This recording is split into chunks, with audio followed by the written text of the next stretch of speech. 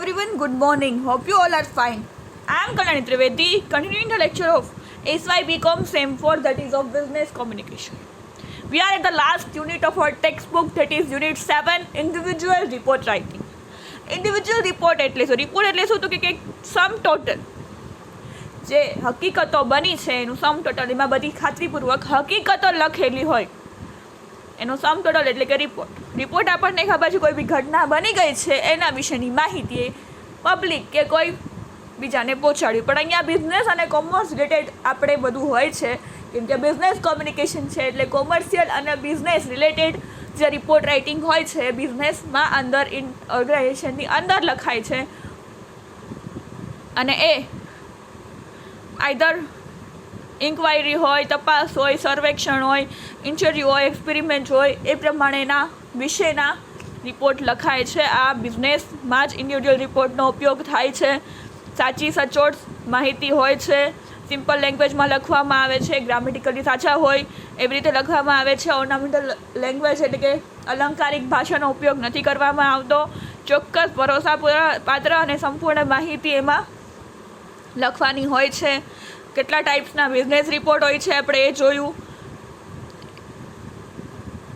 આના સિવાયના પણ ઘણા બધા રિપોર્ટ્સ છે એ જોયું. એમાં છેલ્લું આપણું ઇન્ડિવિડ્યુઅલ રિપોર્ટ છે. તો ઇન્ડિવિડ્યુઅલ રિપોર્ટ એટલે શું? આ report written by an individual may be sent in the form of a letter. આ રિપોર્ટ કોઈ એક વ્યક્તિગત રિપોર્ટ, ઇન્ડિવિડ્યુઅલ રિપોર્ટ એટલે કે વ્યક્તિગત રિપોર્ટ જે લેટરના ફોર્મમાં લખાય છે. It may be a longer one with subtitles. મોટો પણ હોઈ શકે છે, આપણે પત્ર લખતા એ પ્રકારનો નહીં, આ મોટો હોય છે. It should be written in the form of an impersonal statement with a covering letter.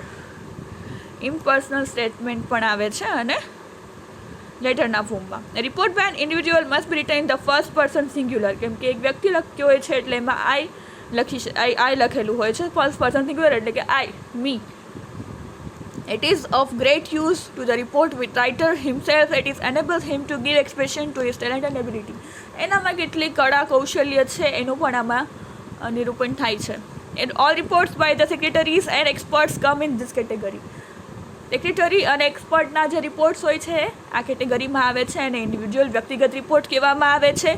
But every reports must be sign by the report writer. જે લખનાર છે એની સાઇન આવે છે એટલે ખબર પડે કે આ રિપોર્ટ કોણે લખેલો છે. આ report can taken any form but it must be systematic. કોઈ પણ ફોર્મમાં લખી શકાય છે પરંતુ સિસ્ટમેટિકલી લખવામાં આવે છે. And individual report is generally written by કોના દ્વારા લખાય છે? Chief executive, manager, secretary, accountant, auditor, આ બધા દ્વારા વ્યક્તિગત રિપોર્ટ લખવામાં આવે છે. હવે એનું એક્ઝામ્પલ જોઈએ કઈ રીતે પૂછાય છે વ્યક્તિગત રિપોર્ટ અને એને કઈ રીતે લેટરના ફોર્મમાં આપણે લખવાનું છે. As a sales manager of the unique electronics equipments. આપણે સેલ્સ મેનેજર બનવાનું છે. મેનેજર લખે, સેક્રેટરી લખે, એક્ઝિક્યુટિવ લખે, તો આપણે મેનેજર બનવાનું છે. એઝ અ સેલ્સ મેનેજર કેના તો કે unique electronic equipments co limited, behind government hospital, SRP road, Gondal 360311. આપણું એડ્રેસ છે. Submit a report to the director. આપણે ડાયરેક્ટરને લખવાનો છે. On the increasing competition from rival enterprises with suggestion to overcome the same. ત્યારે કેટલી કોમ્પિટિશન હરીફાઈઓ ચાલે છે અને એમાં આપણે કેમ ટકવું. તો ટાઇટલ આપવાનું છે પહેલાં, the unique electronics equipments co limited, behind government hospital, SRP road, Gondal 360311, Gujarat. આ રીતે આપણે જે ટાઇટલ આપ્યું છે એ લખવાનું છે. તારીખ લખવાની છે May 10, 2018. પછી તો કે સામેવાળું address, the directors, the unique electronics equipments co limited. કોઈ લખવાનું છે આપણે લેટર તો કે ડાયરેક્ટરને રિપોર્ટ, ગોંડલ 360311. એ પણ એડ્રેસ આપેલું છે, ત્યાં લખવાનું છે.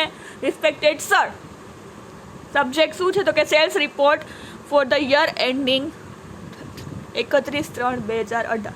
ધ યર એન્ડિંગનો રિપોર્ટ આપવાનો છે. In accordance with your instruction I submit here with a tabulated statement showing the total number of TV. બરાબર, ઇન્સ્ટ્રક્શન પ્રમાણે મેનેજર કહે છે કે હું આ રિપોર્ટ સબમિટ કરું છું અને આ ટોટલ નંબર ઓફ ટીવી જે આપણા વેચાણ છે set sold four the year ending, આખા વર્ષમાં 31 માર્ચ 2018 સુધીમાં કેટલા ટર્નઓવર થયું છે એની બધાના આંકડા હું આપું છું. તો this statement has been appended a memorandum of the annual sales of the company since its corporation 6 years ago. આમાં હું ઉમેરું છું કે એન્યુઅલ સેલ્સ ઓફ કંપની જે 6 વર્ષમાં એ લોકો કેટલું ટર્નઓવર કર્યું છે એનું પણ રિપોર્ટ હું જોડું છું.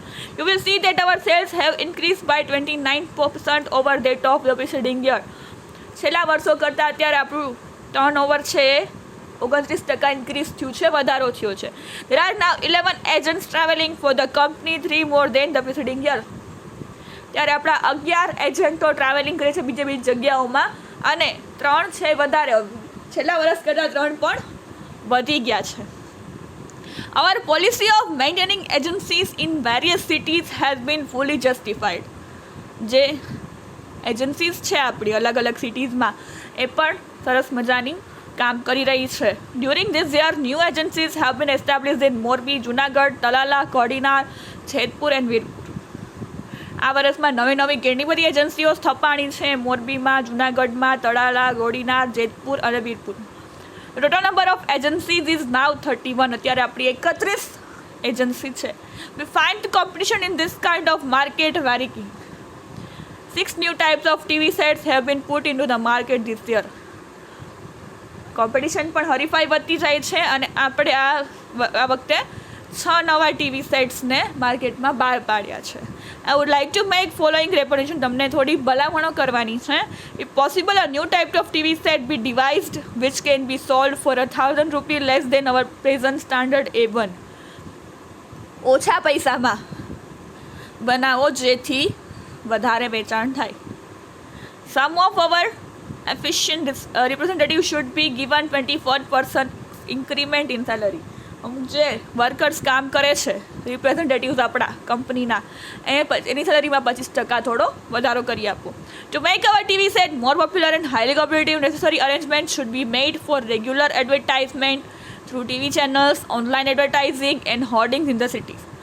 આપણા ટીવીની એડવર્ટાઇઝમેન્ટ કરવા માટે કે છે કે કેવા કહે છે ટીવી ચેનલમાં, ઓનલાઈન એડવર્ટાઇઝિંગમાં હોર્ડિંગ્સ લખાવો અને સિટીમાં એની વધારેમાં વધારે એડવર્ટાઇઝમેન્ટ કરો જેથી લોકોને ખ્યાલ આવે કે આપણા ટીવી આ કંપનીના ટીવી વેચાય છે અને એટલા સસ્તામાં વેચાય છે. I feel that follow up correspondence should be maintained with all the customers, agents and other interested parties in order that the company's connection may not be lost.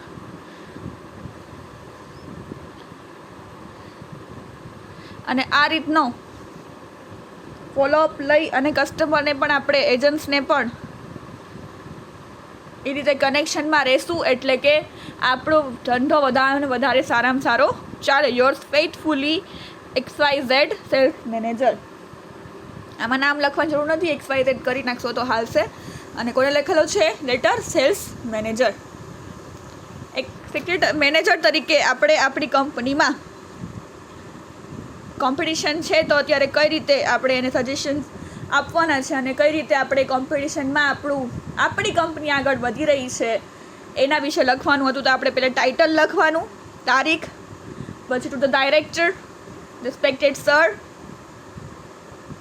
Subject અને પછી બધી માહિતી, સજેશન્સ અને yours faithfully XYZ the sales manager. આ રીતના report લખવાના છે, individual report. જે સબ્જેક્ટ પૂછે કાં તમારે મેનેજર બનીને અથવા તો સેક્રેટરી બનીને હજી કેવા પ્રકારના રિપોર્ટ્સ પૂછાશે એ પણ આપણે જોઈશું. પરંતુ રિપોર્ટ્સ રાઇટિંગ લેટર લખતા હોય તે લખવાનું છે ટાઇટલ, કંપનીનું ટાઇટલ, નીચે એડ્રેસ, પછી રાઇટ સાઇડ ડેટ એટલે પહેલાં title, then date, then address, respected sir, subject, body, પછી કંઈ સજેશન હોય, રેકમેન્ડેશન હોય, કંઈ પણ નવી વાત કરવાની હોય, કોઈ બી માહિતી આપવાની હોય તો એ માહિતી, ઇન્ફોર્મેશન, કાંઈ ક્લોઝ હોય, બિડાણ જોડવાનું હોય તો એ પણ લખી શકો છો. અને છેલ્લે yours faithfully XYZ the sales manager. જે મેનેજર લખવાનું હોય તો મેનેજર, સેક્રેટરી લખવાનું હોય તો સેક્રેટરી, જેને લેટર લખવાનું કીધું હોય એ પ્રકારના એની સામે નામ લખવાનું છે. હજી એક જોઈ લઈએ, draft and individual report of the secretary. હવે સેક્રેટરી તરીકે લખવાનું છે of the pure drinks private limited, GIDC Sapar Veraval, to the managing director on the choice of a suitable site for a factory in Amreli. શું કહે છે? ઇન્ડિવિડ્યુઅલ રિપોર્ટ લખવાનો છે as a secretary. આપણે સેક્રેટરી છીએ. કોને તો કે pure drink private limited, GIDC Sapar, to the managing director. Managing ડાયરેક્ટરને લખવાનો છે on the choice of suitable site for a factory in Amreli. નવી ફેક્ટરી અમરેલીમાં ખોલવાની છે, એના માટે સાઇટ જોવાની છે એના વિશે. તો pure drinks title, pure drinks private limited, GIDC area, Gondal road, Sapar Veraval, 3rd May 2008. To the managing director, pure drinks private limited, GIDC area, Gondal road, Sapar Veraval. Respected sir, selection subject શું છે? તો કે selection of a suitable site for a factory in Amreli as per instruction of the managing director. Managing ડાયરેક્ટરના instruction પ્રમાણે I submit here with, હું અહીંયા submit કરું છું, following report on the choice of a suitable site for another factory of our company.